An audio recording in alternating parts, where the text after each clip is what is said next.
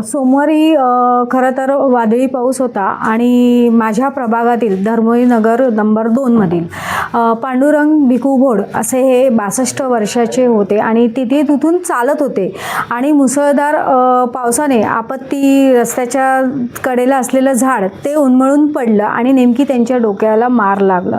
ते अपघात असं होतं की बघितल्यानंतर मला कॉल आल्यानंतर माझ्या तिथल्या कार्यकर्त्याने कॉल केल्यानंतर मी लगेच आपत्ती व्यवस्थापन आणि ठाणे महापालिकेचे आयुक्त सौरभ रॉय यांना कळवल्यानंतर त्याने TDRFची तिथे पूर्ण टीम पाठवली आणि ते झाड काढलं आणि त्या माणसाला महावीर जैनमध्ये ॲडमिट केलं। त्यांच्यावर उपचार चालू होते। न्यूरोसर्जन शिंदे डॉक्टर शिंदे यांनी येऊन त्यांच्यावर शस्त्रक्रियासुद्धा केली, परंतु ते उपचार घेत असताना आज त्यांचं निधन झालं। खरं तर त्यांना आमच्यातर्फे भावपूर्ण श्रद्धांजली। परंतु आयुक्त साहेबांना भेटलं की त्यांचं कुटुंब हे खूप गरीब आहे आणि त्यांना आर्थिक मदत द्यावी व त्यांच्या कुटुंबातील एखाद्या म्हणजे 4 मुली आहेत आणि पत्नी आहे, तर त्यांच्या कुटुंबातील एखाद्याला नोकरीत कॉन्ट्रॅक्ट पद्धतीने समावेश घ्यावा।